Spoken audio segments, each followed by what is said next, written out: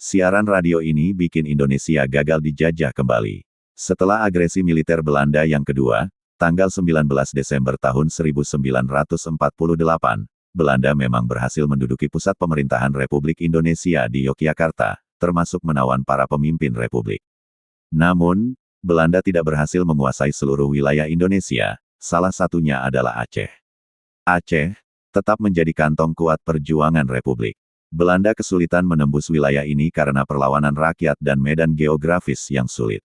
Perlawanan Aceh terhadap Belanda setelah agresi militer yang kedua, tahun 1948 sampai tahun 1949, merupakan salah satu tonggak penting dalam mempertahankan kedaulatan Republik Indonesia. Aceh tidak hanya menjadi wilayah yang gagal dikuasai sepenuhnya oleh Belanda, tetapi juga menjadi basis strategis perjuangan dan logistik bagi Republik. Setelah Yogyakarta jatuh ke tangan Belanda, Aceh tetap berdiri sebagai wilayah yang tidak tunduk pada pendudukan Belanda. Kenapa? Ulama Aceh memainkan peran penting dalam menyebarkan semangat kemerdekaan dan menolak kembalinya Belanda. Ketika Belanda menjatuhkan selebaran propaganda di Banda Aceh, rakyat Aceh justru semakin waspada dan memperkuat solidaritas mereka untuk Republik. Rakyat Aceh memiliki sejarah panjang, perlawanan terhadap kolonialisme, termasuk Perang Aceh tahun 1873 sampai tahun 1904 yang menunjukkan ketangguhan para pejuang. Selain itu, Aceh menjadi jalur penting bagi komunikasi radio dan telegraf Republik, serta tempat transit pasukan dan perbekalan dari Sumatera ke Jawa. Benar, dari belantara Aceh, saat itu dipancarkan siaran radio Rimba Raya dalam bahasa Indonesia, Inggris, Urdu, Arab, Belanda, dan bahasa Cina. Sering berlangsung debat udara antara radio Rimba Raya dengan radio Hilversum dan radio Batavia. Debat itu dipantau oleh Dr. Sudarsono, perwakilan Indonesia di India. Hasil perdebatan radio itu, oleh Dr. Sudarsono diteruskan kepada LN Palar, perwakilan Indonesia di PBB. Itu yang membuat militer Belanda panik. Siaran radio Rimba Raya dianggap mengganggu propaganda mereka. Makanya, setiap melakukan siaran, tiba-tiba lokasi pemancar radio perjuangan itu dibom oleh pesawat Belanda.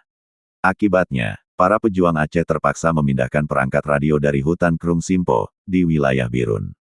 Gubernur Militer Aceh, Langkat dan Tanah Karo, Tengku M. Daud Ber, perintahkan siaran radio dipindahkan ke hutan Cot Gu Aceh Besar. Ternyata, lokasi itu pun disasar oleh pesawat pembom Belanda. Kemudian, Gubernur Militer memerintahkan agar home base radio perjuangan tersebut dipindahkan ke belantara berhutan lebat, di Desa Rimba Raya Aceh Tengah. Jadilah kemudian siaran itu pun diberi nama Radio Rimba Raya.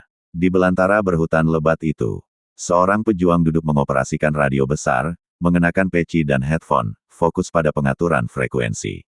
Di sampingnya, seorang pejuang berbicara ke mikrofon dengan ekspresi penuh tekad, meneruskan berita serangan umum tanggal 1 Maret tahun 1949 yang dilansir dari Radio Gerilya, yang dipancarkan dari hutan Surakarta. Informasi serangan umum tanggal 1 Maret tahun 1949 itu, kemudian disebarluaskan oleh siaran radio Rimba Raya ke seluruh penjuru dunia dalam berbagai bahasa. Seperti ditulis oleh Tengku A.K. Jakobi dalam buku Aceh Daerah Modal, 1991, selain melalui siaran berita radio, operator radio Rimba Raya juga mengirim pesan melalui teleponi kepada semua perwakilan Indonesia di luar negeri, termasuk kepada Ketua PDRI di Sumatera Barat. Politisi dunia di markas PBB New York dibikin heboh atas berita, tanggal 1 Maret tahun 1949, pejuang Indonesia yang dipimpin Letkol Soeharto berhasil menduduki Yogyakarta selama 6 jam.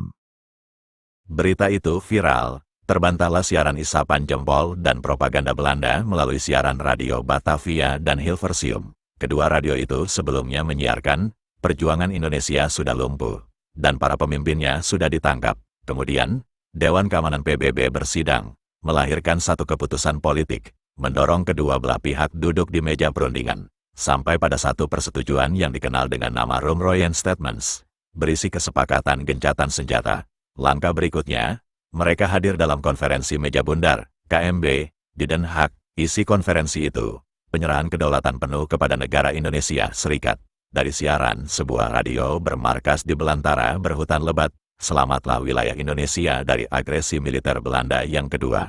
Dari situlah proses berlanjut, sampai akhirnya berdiri Negara Kesatuan Republik Indonesia seperti hari ini. Dirgahayu ke-80 Republik Indonesia.